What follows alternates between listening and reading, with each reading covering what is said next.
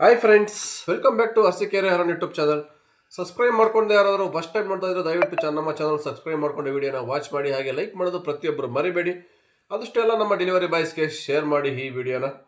ಬನ್ನಿ ಸ್ನೇಹಿತರೆ, ವಿಡಿಯೋನ ಸ್ಟಾರ್ಟ್ ಮಾಡೋಣ. ತಮ್ಮೇಲೆ ನೋಡಿ ಎಲ್ಲರೂ ಅಂದ್ಕೊಂಡಿರ್ತೀರಾ, ಏನಪ್ಪ ಇದು ಪೋರ್ಟರ್ ಬ್ಯಾನ್ ಆಗುತ್ತಾ, ಯಾಕೆ, ಏನು ರೀಸನ್ನು, ಏನಾಯಿತು, ಚೆನ್ನಾಗಿ ರನ್ ಆಗ್ತಾ ಇದೆಯಲ್ಲ ಅಂತ ಗೊತ್ತಿದೆ ಎಲ್ಲರಿಗೂ.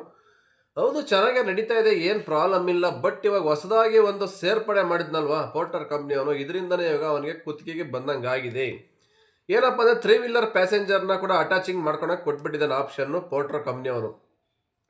ಏನಿಷ್ಟು ದಿವಸ 2 ವೀಲರ್ ಇತ್ತು, 3 ವೀಲರ್ ಲಗೇಜ್ ಆಟೋ ಇತ್ತು, ಟ್ರಕ್ ಇತ್ತು, ದೊಡ್ಡ ದೊಡ್ಡ ಗಾಡಿ ಇದ್ದು. ಬಟ್ 3 ವೀಲರ್ ಪ್ಯಾಸೆಂಜರ್ ಆಟೋದಲ್ಲಿ ಯಾವುದೇ ಥರ ಲಗೇಜ್ ಸಾಕ್ಸಂಗಿಲ್ಲ. ಆದರೂ ಅದು ಗೊತ್ತಿದ್ದು ಕೂಡ ಅವನು ಪೋರ್ಟರ್ ಕಂಪ್ನಿಯವನು ಅಟ್ಯಾಚ್ಮೆಂಟ್ ಮಾಡ್ಕೊಳಕ್ಕೆ ಪೋರ್ಟ್ರಿಗೆ ಆಟೋದವ್ರಿಗೆ ಒಂದು ಆಪ್ಷನ್ ಕೊಟ್ಬಿಟ್ಟ. ಇದರಿಂದ ಏನಾಯಿತು, ಗೂಡ್ಸ್ ಆಟೋದವರೆಲ್ಲ ರೊಚ್ಚಿಗೆದ್ಬಿಟ್ಟಿದ್ದಾರೆ. ಏನಪ್ಪ ಇದು, ನಮಗೆ ಬಾಡಿಗೆ ಬರ್ತಾ ಇಲ್ಲ, ಆಲ್ರೆಡಿ ನಮಗೆ ಬಾಡಿಗೆ ಇಲ್ಲ ಅಂಥದ್ರಲ್ಲಿ ಆಲ್ರೆಡಿ ತುಂಬ ಬಾಡಿಗೆಗಳ ಪ್ಯಾಸೆಂಜರ್ ಆಟೋದಲ್ಲಿ ಹೊಡಿತಾ ಇದ್ದಾರೆ ಡೈರೆಕ್ಟಾಗಿ ಪರ್ಸನಲ್ ಮಾಡ್ಕೊಂಡು. ಅದರಲ್ಲೂ ಇನ್ನು ಆನ್ಲೈನಲ್ಲೂ ಕೂಡ ಇವ್ರಿಗೆ ಅಟ್ಯಾಚ್ ಆಗಿ ಕೊಟ್ಬಿಟ್ರೆ ನಾವೆಲ್ಲ ಏನು ಮಾಡಬೇಕು, ಇಷ್ಟೊಂದು ಬಂಡವಾಳ ಹಾಕ್ಕೊಂಡು ಎಲ್ಲಿಗೆ ಹೋಗ್ಬೇಕು ನಾವು? ಈ ಕಂಪ್ನಿ ಬಂದೇ ಈಗ ಆಲ್ರೆಡಿ ನಮ್ಮನ್ನು ಅರ್ಧ ಹಾಳು ಮಾಡಿದ್ದಾನೆ, ಇವಾಗ ಇನ್ನೂ ಪೂರ್ತಿ ನಮ್ಮನ್ನು ಸರ್ವನಾಶ ಮಾಡ್ತಾ ಇದ್ದೀನಿ. ಇವು ನಂಬ್ಕೊಂಡ್ರೆ ನಮಗಿನ್ನ ಚುಪ್ಪೆ ಗತಿ. ಅದಕ್ಕೆ ಏನು ಮಾಡಬೇಕಂತ ಅಂದ್ಕೊಂಡು ಇವತ್ತು 23ನೇ ತಾರೀಕು ಫುಲ್ಲು ಬಂದ್ ಮಾಡಿ ಎಲ್ಲ ಏನು ಲಗೇಜ್ ಆಟೋಗಳಿದಾವಲ್ಲ, ಗೂಡ್ಸ್ ಆಟೋಗಳು, ಅವರೆಲ್ಲ ಫುಲ್ ಸ್ಟಾಪ್ ಮಾಡಿ ಆಡುಗೋಡಿ ಹತ್ರ ಇರ್ತಕ್ಕಂಥ ಪೋರ್ಟರ್ ಆಫೀಸ್ಗೆ ಮುತ್ತಿಗೆ ಹಾಕ್ತೀವಿ ಅಂತ ಹೇಳಿದ್ದಾರೆ. ಇವತ್ತು 11 ಗಂಟೆಗೆ ಸರಿಯಾಗಿ ಬರ್ತಾರಂತೆ ಎಲ್ಲ ಗೂಡ್ಸ್ ಆಟೋದವರು. ಬಂದು ಯಾವುದೇ ಕಾರಣಕ್ಕೂ ಈ ಥರ ಒಂದು ಇಲ್ಲಿಗೆಲ್ಲ ಮಾಡೋಕ್ಕೆ ಬಿಡಲ್ಲ ನಾವು, ಈ ಕಂಪ್ನಿನೇ ಬೇಡ ನಮಗೆ, ಟೋಟಲಿ ಇದನ್ನು ಬ್ಯಾನ್ ಮಾಡಿಸ್ತೀವಿ ಅಂತ ಕುತ್ಕೊಂಡ್ಬಿಟ್ಟಿದ್ದಾರೆ ಇವಾಗ. ಹೌದು, ಇವನು ಮಾಡ್ತಾ ಇರೋದು ತಪ್ಪೇನೆ. 2 ವೀಲರ್ ಕೊಟ್ಟ, ಲಗೇಜ್ ಆಟೋ ಕೊಟ್ಟ, ಓಕೆ, ತೊಂದರೆ ಇಲ್ಲ. ಅವ್ರು ಏನು ಮಾಡ್ಕಂದ್ರೆ ಲಗೇಜ್ ಆಟೋದವ್ರು ಏನು ಪ್ಯಾಸೆಂಜರ್ ಮಾಡೋಕ್ಕಾಗಲ್ಲ, ಕೊಡಲಿ, ಓಕೆ ಮಾಡ್ಬೋದು. ಬಟ್ ಈಗ ಪ್ಯಾಸೆಂಜರ್ ಆಟೋಕ್ಕೆ ಒಂದು ಲಗೇಜ್ ಕೊಟ್ಬಿಟ್ರೆ ಹೆಂಗೆ ಅದು? ಯಾವ ಅರ್ಥ? ಯಾರು ಪರ್ಮಿಷನ್ ಕೊಟ್ಟಾರೆ? ಎಲ್ಲಿಂದ ಪರ್ಮಿಷನ್ ತಗೊಂಬಂದಿದ್ದಾನೆ ಅಲ್ವಾ? ಈಗೆಲ್ಲರೂ ಹೋಗ್ತಾ ಒಂದು ರೋಡಲ್ಲಿ ಏನಾದ್ರು ಹಿಡಿದ್ರು ಬಿಟ್ರೆ ಆರ್ ಟಿ ಓದವರು ಪಕ್ಕ ಫೈನ್ ಹಾಕ್ತಾರೆ. ಏನಪ್ಪ, ನೀನು ಪ್ಯಾಸೆಂಜರ್ ಆಟೋದಲ್ಲಿ ನಿನ್ಗೆ ಯಾರು ಲಗೇಜ್ ಹೊಡಿಯೋಕ್ಕೆ ಪರ್ಮಿಷನ್ ಕೊಟ್ಟಿದ್ರು? ಯಾವ ಹೈಕೋರ್ಟಲ್ಲಿ ಆರ್ಡರ್ ಪಾಸ್ ಆಗಿದೆ? ಯಾವ ಆರ್ ಟಿ ಓದವ್ರು ನಿಮ್ಗೆ ಪರ್ಮಿಷನ್ ಕೊಟ್ಟಿದ್ದಾರೆ? ಕೇಳ್ತಾರಲ್ವಾ? 100% ಕೇಳ್ತಾರೆ. ಸಿಕ್ಕಾಕೊಂಡ್ರೆ ಫೈನ್ ಕಟ್ಟಲೇಬೇಕು. ಅಂಥದ್ರಲ್ಲಿ ಇವನು ಆನ್ಲೈನಲ್ಲಿ ಅಷ್ಟು ರಾಜಾರೋಷವಾಗಿ ಪರ್ಮಿಷನ್ ಕೊಟ್ಬಿಟ್ಟಿದ್ದಾನೆ, ಅಟ್ಯಾಚ್ ಮಾಡ್ಕೊಂಡ್ರಿ, ಡ್ಯೂಟಿ ಮಾಡಿ, ಇನ್ನೂ ಹೆಚ್ಚು ಅರ್ನ ಮಾಡಿ ಅಂತವ. ಏನು ಲೆಕ್ಕಾಚಾರ ಅಂತ ಅರ್ಥ ಆಗ್ತಾ ಇಲ್ಲ. ಇನ್ನು ಎಲ್ಲಿಂದ ಪರ್ಮಿಷನ್ ತಗೊಂಡನ? ಯಾವ ಪರ್ಮಿಷನ್ ಇಲ್ಲ, ಇದು ಇಲ್ಲಿಗಲ್ಲೇ. ಹೆಂಗೆ ಇದು? ಬೈಕ್ ಟ್ಯಾಕ್ಸಿ ಮಾಡಿದ್ರೆ ಮಾತ್ರ ಎಲ್ಲರೂ ಕ್ವಶನ್ ಮಾಡಿ ಕೇಳ್ತಾರೆ, ವೈಟ್ ಬೋರ್ಡಲ್ಲಿ ನೀನು ಹೆಂಗಪ್ಪ ಪ್ಯಾಸೆಂಜರ್ನ ಪಿಕಪ್ ಡ್ರಾಪ್ ಮಾಡ್ತೀಯಾ ಅಲ್ವಾ? ಇದು ಓನ್ಲಿ ಪರ್ಸ್ನಲ್ ಯೂಸ್ಗೆ ಅಷ್ಟೇ ಇರೋದು ಬೈಕು, ನೀನು ಹೆಂಗೆ ಮಾಡ್ತೀಯಾ ಬೈಕ್ ಟ್ಯಾಕ್ಸಿನ ಇದರಲ್ಲಿ ಅಂತ ಎಷ್ಟು ಆಟೋ ಡ್ರೈವರ್ಸ್ ಕ್ವಶನ್ ಮಾಡಿ ಕೇಳಿದರು. ಆದರೆ ಇವಾಗ ಇದೇ ಒಂದು ಆಟೋದಲ್ಲಿ ಇವತ್ತು ಪಾರ್ಸಲ್ ಅಟ್ಯಾಚ್ ಮಾಡಿದರೆ ಸೈಲೆಂಟಾಗಿ ಎಲ್ಲ ಅಟ್ಯಾಚ್ ಲಾಗಿನ್ ಮಾಡ್ಕೊಂಡು ಡ್ಯೂಟಿ ಮಾಡ್ತಾಯಿದ್ದಾರೆ. ಇದನ್ನ ಹಂಗಾರೆ ಯಾರೋ ಕೇಳೋಂಗಿಲ್ವಾ? ಇದೇ ಕಾರಣಕ್ಕೆ ಇವತ್ತು ಕೆಲವೊಂದು ಗೂಡ್ಸ್ ಆಟೋ ಸಂಘಟನೆಗಳು ರೊಚ್ಚಿಗೆದ್ದು ಇವತ್ತು ಪೋರ್ಟರ್ ಕಂಪ್ನಿದು ತಿರುಗಿ ಬಿದ್ದಿರೋದು. ನಾವು ಇಷ್ಟು ಬಂಡವಾಳ ಹಾಕಿದ್ದೀವಿ, ನಾವೇನು ಪ್ಯಾಸೆಂಜರ್ ಹೊಡಿತೀವಾ? ಇಲ್ಲ, ಬರೀ ಲಗೇಜ್ ಅಷ್ಟೇ ಹೊಡಿಬೇಕು. ಇನ್ನು ನಮಗೆ ಬರೋಗೆ ಈಗಲೇ ಬಾಡಿಗೆ ಬರ್ತಾ ಇಲ್ಲ, ಅದರಲ್ಲಿ ನಿನ್ನ ಪ್ಯಾಸೆಂಜರ್ ಆಟೋಕ್ಕೆಲ್ಲ ಕೊಟ್ಬಿಟ್ರೆ ಇವರು ನಮಗೆ ಬರೋ ಬಾಡಿಗೆಲ್ಲ ಅವರೇ ತಗೊಂಡವ್ರು ನಾವೇನು ಮಾಡಬೇಕು? ಆಲ್ರೆಡಿ 50% ಬಾಡಿಗೆ ಇವರೇ ಹೊಡಿತಾ ಇದ್ದಾರೆ. ಪ್ಯಾಸೆಂಜರ್ ಆಟೋದಲ್ಲಿ 50 kg, 100 kg, 150, 200 kg ಎಲ್ಲ ತುಂಬ್ಕೊಂಡು ಹೋಗ್ತಾರೆ, ಸಣ್ಣ ಪುಟ್ಟವೆಲ್ಲವ. ನಮಗೆ ಬರೋವೆಲ್ಲ ಟನ್ ಗಟ್ಟಲೆ ಬರ್ತಾ ಇದ್ದಾವೆ.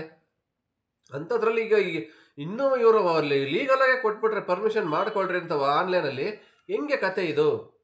ಇದಕ್ಕೋಸ್ಕರನೇ ಇವತ್ತು ಏನು ಮಾಡಿದ್ದಾರೆ, ಏನೇ ಆಗಲಿ ಈ ಪೌಡ್ರ್ ಕಂಪ್ನಿನೇ ಬೇಡ, ನಮಗೆ ಆನ್ಲೈನೇ ಬೇಡ, ನಾವು ಆಫ್ಲೈನಲ್ಲಿ ಡ್ಯೂಟಿ ಮಾಡ್ಕೊತೀವಿ, ಈ ಕಂಪ್ನಿನೇ ಕ್ಲೋಸ್ ಮಾಡಿಸ್ಬೇಕಂತ ಇವತ್ತು ಹೇಳಿದರೆ ಫುಲ್ ಸ್ಟ್ರೈಕ್ ಮಾಡ್ತಾಯಿದ್ದಾರೆ ಆಡುಗೋಡಿ ಆಫೀಸ್ ಮುಂದೆ. ಏನಾಗುತ್ತೆ ಅಂತ ಗೊತ್ತಿಲ್ಲ. ಇದ್ರದ್ದು ನೆಕ್ಸ್ಟ್ ಅಪ್ಡೇಟ್ ಖಂಡಿತ ನಾನು ಮುಂದಿನ ವಿಡಿಯೋದಲ್ಲಿ ತಿಳಿಸ್ಕೊಡ್ತೀನಿ.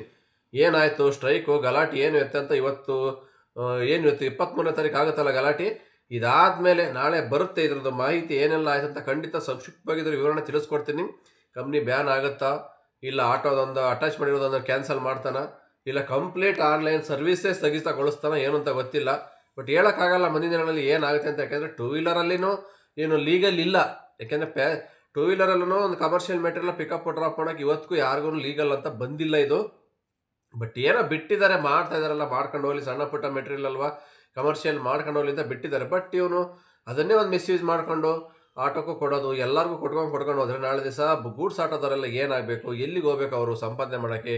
ಅವ್ರ ಫ್ಯಾಮಿಲಿ ಎಲ್ಲ ಬೀದಿಗೆ ಬರಲ್ವಾ? ಇದನ್ನೇ ನಂಬ್ಕೊಂಡು ಜೀವನ ಮಾಡ್ತಾ ಇರ್ತಾರೆ. ಇದರಿಂದ ಎಷ್ಟು ಪ್ರಾಬ್ಲಮ್ ಆಗುತ್ತೆ.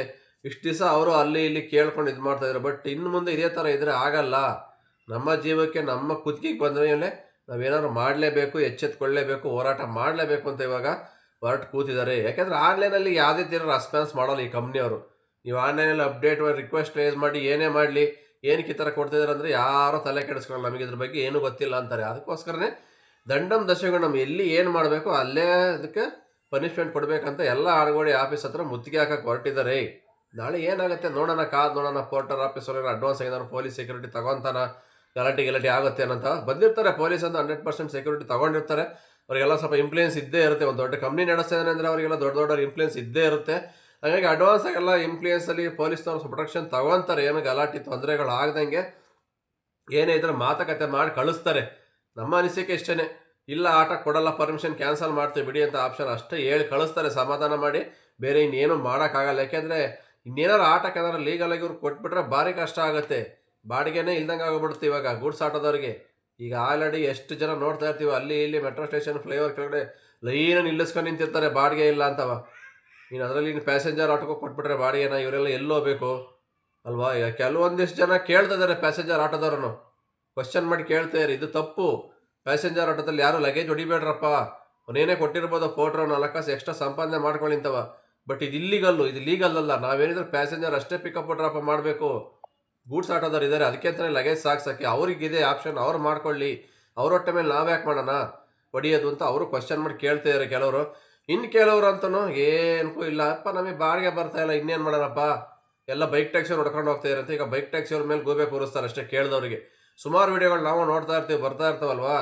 ಯಾರು ಲಗೇಜ್ ಆಟೋದವರು ಪ್ಯಾಸೆಂಜರ್ ಆಟೋದಲ್ಲಿ ಲಗೇಜ್ ತುಂಬ ಕೇಳಿದ್ರೆ ಏನು ಮಾಡಲಿ ಸ್ವಾಮಿ, ನಮಗೆ ಬಾಡಿಗೆನೇ ಇಲ್ಲ, ಬರೋ ಬಾಡಿಗೆ ಎಲ್ಲ 2 ವೀಲರಲ್ಲಿ ಬೈಕ್ ಟ್ಯಾಕ್ಸಿಯವರೇ ಮಾಡ್ಕೊಂಡು ಹೋಗ್ತಾರೆ, ನಾವೇನು ಮಾಡಬೇಕು, ಅದಕ್ಕೆ ಮಾಡ್ತಾಯಿದ್ದೀವಿ ಅಂತಾರೆ.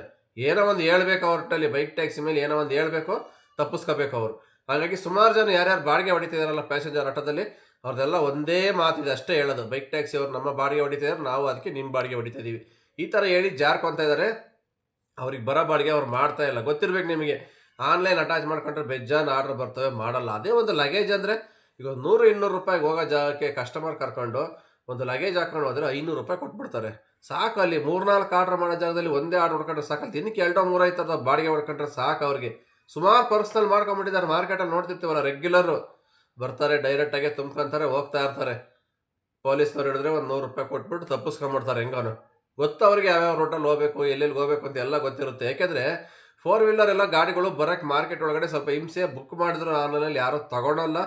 ಎಸ್ಪೆಷಲಿ ಲೋಕಲ್ ಆರ್ಡ್ರ್ಗಳು ಇರ್ತಾವಲ್ವ, ಒಂದು 5 ಕಿಲೋಮೀಟ್ರ್ 6 ಕಿಲೋಮೀಟ್ರ್ 10 ಕಿಲೋಮೀಟ್ರ್ ಒಳಗಡೆ 4 ವೀಲರ್ ಯಾರು ತಗೊಳಲ್ಲ. ಅಲ್ಲಿ ದೊಡ್ಡ ಗಾಡಿಗಳು ಬರಲ್ಲ, ಟೈಮ್ ವೇಸ್ಟ್ ಆಗುತ್ತೆ, ಬಾಡಿಗೆ ಕಮ್ಮಿ ಅಂತ ಯಾರು ತಗೊಳಲ್ಲ. ಅಂಥ ಆರ್ಡ್ರ್ಗಳೆಲ್ಲ ಇವತ್ತು ಪ್ಯಾಸೆಂಜರ್ ಆಟೋದಲ್ಲಿ ಹೊಡಿತಿದ್ದಾರೆ. ಸುಮಾರು 100ಕ್ಕೆ 50% ಆರ್ಡ್ರ್ ಮಾರ್ಕೆಟಲ್ಲಿ ಪ್ಯಾಸೆಂಜರ್ ಆಟೋದಲ್ಲಿ ಹೋಗ್ತಾ ಇದೆ. ಏನಕ್ಕೆ ಅಂದರೆ ಸ್ವಲ್ಪ 3 ವೀಲರ್ ವೆಹಿಕಲ್ನ ಮಾರ್ಕೆಟ್ ಒಳಗಡೆ ಆರಾಮಾಗಿ ಬರುತ್ತೆ. ಒಂದು 100 ರೂಪಾಯಿ 200 ರೂಪಾಯಿ ಹೋಗೋ ಜಾಗಕ್ಕೆ 500 ರೂಪಾಯಿ ಕೊಡ್ತಾರೆ ಎಕ್ಸ್ಟ್ರಾ. ಹಂಗಾಗಿ ಸ್ವಲ್ಪ ಬಾಡಿಗೆ ಆಗುತ್ತೆ. ದಿನಕ್ಕೊಂದು 3-4 ಕೊಡ್ಕೊಂಡ್ರೆ ಸಾಕು. ಈ ಥರ ಸುಮಾರು ಜನ ಇದ್ದಾರೆ ಮಾರ್ಕೆಟಲ್ಲಿ ಹೊಡೆಯೋಂಥವ್ರು ಬಾಡಿಗೆನ ಪ್ಯಾಸೆಂಜರ್ ಆಟೋದಲ್ಲಿ. ಬಟ್ ಅವ್ರವ್ರ ಅನಿಸಿಕೆ ಹೊಡಿಲಿ, ತೊಂದರೆ ಇಲ್ಲ, ನಮಗೇನು ಹೊಡಿಬೇಡಿ ಅಂತ ನಾವು ಹೇಳ್ತಾ ಇಲ್ಲ. ಕಷ್ಟ ಎಲ್ರಿಗೂ ಸಂಪಾದನೆ ಮಾಡೋಕ್ಕೆ ಬಂದಿರೋದು, ಮಾಡ್ಕೊಳ್ಳಿ, ಏನೂ ಮಾಡೋಕ್ಕಾಗಲ್ಲ. ಅಲ್ಲ, ಈ ಎಕ್ಸಾಂಪಲ್ ಹೇಳ್ತಾ ಇರೋದಷ್ಟೇ. ಇದರಿಂದ ಬಾಡಿಗೆ ಬರ್ತಾ ಇಲ್ಲ ಅಂತ ಇವಾಗ ಗೂಡ್ಸ್ ಆಟೋದವರು ನಿಂತು ಬಿಟ್ಟಿದ್ದಾರೆ ಜಗಳಕ್ಕೆ. ಏನೇ ಆಗಲಿ ಬೈಕ್ ಟ್ಯಾಕ್ಸಿಯವ್ರ ಮೇಲೆ ಮಾತ್ರ ಯಾವಾಗಲೂ ತಪ್ಪು ತೋರಿಸ್ತಾ ಇರ್ತಾರೆ. ಬಟ್ ಇವ್ರು ಏನು ಮಾಡಿದ್ರು ತಪ್ಪು ಅಲ್ವ ಅದು? ಬೈಕ್ ಟ್ಯಾಕ್ಸಿಲಿ ವೈಟ್ ಬೋರ್ಡಲ್ಲಿ ಬೈಕ್ ಟ್ಯಾಕ್ಸಿ ಮಾಡಿದ್ರು ತಪ್ಪು ಅಂತ ಎಲ್ಲ ಕ್ವಶನ್ ಮಾಡಿ ಕೇಳ್ತಿದ್ದಾರೆ. ಅದೇ ಒಂದು ಪ್ಯಾಸೆಂಜರ್ ಆಟೋದಲ್ಲಿ ಎಷ್ಟು ಲಗೇಜ್ ಸಾಗಿಸ್ತಾರೆ, ಅದು ತಪ್ಪು ತಾನೆ, ಅದು ಇಲ್ಲಿಗಲ್ಲ ತಾನೆ, ಅದು ಅಲ್ವಾ? ಒಟ್ಟಿನಲ್ಲಿ ಅವ್ರಿಗೊಂದು ನ್ಯಾಯ ನಮಗೊಂದು ನ್ಯಾಯ ಅಂತ ಏನಿಲ್ಲ. ಇಲ್ಲಿ ಕಾನೂನು ವ್ಯವಸ್ಥೆ ಏನಿದೆ ಅದನ್ನು ಪಾಲಿಸ್ಬೇಕಾಗತ್ತೆ ಎಲ್ಲರೂ. ಆ್ಯಕ್ಚುಲಿ ಯಾವ ಒಂದು ಹೈಕೋರ್ಟಲ್ಲಿ ಅಲ್ಲೂ ಕೂಡ ಪ್ಯಾಸೆಂಜರ್ ಆಟೋದಲ್ಲಿ ಲಗೇಜ್ ಸಾಗಿಸಿ ಲಗೇಜ್ ಹೊಡೀರಿ ಅಂತ ಎಲ್ಲೂ ಇಲ್ಲ. ಇವರಷ್ಟಕ್ಕೆ ಇವರೇ ಸುಮಾರು ಜನ ಮಾಡ್ತಾ ಇದ್ದಾರೆ. ಕೆಲವರು ಪ್ಯಾಸೆಂಜರ್ ಬಿಟ್ಟರೆ ಬೇರೆ ಏನು ಮಾಡಲ್ಲ ಅಂಥವ್ರು ಇದ್ದಾರೆ. ಸುಮಾರು ಜನ ಮೀಟ್ರ್ ಹಾಕೊಂಡು ಓಡಿಸೋರು ಒಳ್ಳೆಯವರು ಇದ್ದಾರೆ, ಇಲ್ಲ ಅಂತ ಹೇಳ್ತಾ ಇಲ್ಲ. ಆಟೋದಲ್ಲಿ ಯಾರೋ ಒಂದಿಷ್ಟು ಜನ ಅಷ್ಟೇ ಈ ಥರ ಕಿರಿಕಿರಿ ಮಾಡೋರು, ಇಲ್ಲದೇ ಇರೋವೆಲ್ಲ ತರಲೆ ಮಾತುಗಳು ಸೋಷಿಯಲ್ ಮೀಡಿಯಾದಲ್ಲಿ ಬಂದುಬಿಟ್ಟು ಅವ್ರು ಹಂಗೆ ಇವ್ರು ಹಿಂಗೆ ಇವ್ರದ್ದು ವಿಡಿಯೋಗಳು ತಗೊಂಡು ಸುಮ್ಮನೆ ಟ್ಯಾಗ್ ಮಾಡ್ಕೊಂಡು ಮಾತಾಡೋಕ್ಕೆ ಬರ್ತಾರೆ ಸ್ವಲ್ಪ ಜನ ಅಷ್ಟೇ. ಅವ್ರಿಗೋಸ್ಕರ ಹೇಳ್ತಾ ಇರೋದು ಬಿಟ್ಟರೆ ಬೇರೇನಿಲ್ಲ. ಅವ್ರವ್ರ ಕೆಲಸ ಅವ್ರು ಮಾಡ್ಕೊಂಡು ಹೋಗ್ತಾರೆ. ಇಲ್ಲಿ ಯಾರು ಕಿತ್ಕೊಂಡು ತಿಂತ ಇಲ್ಲ. ಬೈಕ್ ಟ್ಯಾಕ್ಸಿ ಅವರು ಆಟೋದವ್ರು ಕಿತ್ಕೊಂಡು ತಿಂತ ಇಲ್ಲ, ಆಟೋದವ್ರು ಏನು ಬೈಕ್ ಟ್ಯಾಕ್ಸಿ ಅವ್ರು ಕಿತ್ಕೊಂಡು ತಿಂತ ಇಲ್ಲ. ಕಷ್ಟಪಟ್ಟು ನಿಯತ್ತಾಗಿ ಸಂಪಾದನೆ ಮಾಡೋನಿಗೆ ಪ್ರತಿಯೊಬ್ಬರಿಗೂ ಸಂಪಾದನೆ ಇದೆ ಈ ಬೆಂಗಳೂರಲ್ಲಿ. ಯಾವ ಆಟೋ ಆದ್ರೇನು, ಲಗೇಜ್ ಆಟೋ ಆದ್ರೇನು, ಬೈಕ್ ಆದ್ರೇನು, ಎಲ್ಲದರಲ್ಲೂ ಸಂಪಾದನೆ ಮಾಡ್ಬೋದು. ಮಾಡೋರು ಇದ್ದಾರೆ, ಮಾಡಿ ತೋರಿಸ್ತಿದ್ದಾರೆ ಎಷ್ಟೋ ಜನ. ಹಂಗಾಗಿ ಏನು ಮಾಡೋಕ್ಕಾಗಲ್ಲ. ಕೆಲವೊಬ್ಬೊಬ್ರು ಹಂಗೆ ಇರ್ತಾರೆ, ಸ್ವಲ್ಪ ಜನ ಮಾತಾಡೋಂಗಿಲ್ಲ, ಬಿಡೋಂಗಿಲ್ಲ. ಇರೋದು ಹೇಳ್ತೀವಿ ಅಷ್ಟೇ, ನಮಗಿನ್ನೇನು ಇದರಲ್ಲಿ ಮುಚ್ಚುಮರೆ ಏನಿಲ್ಲ.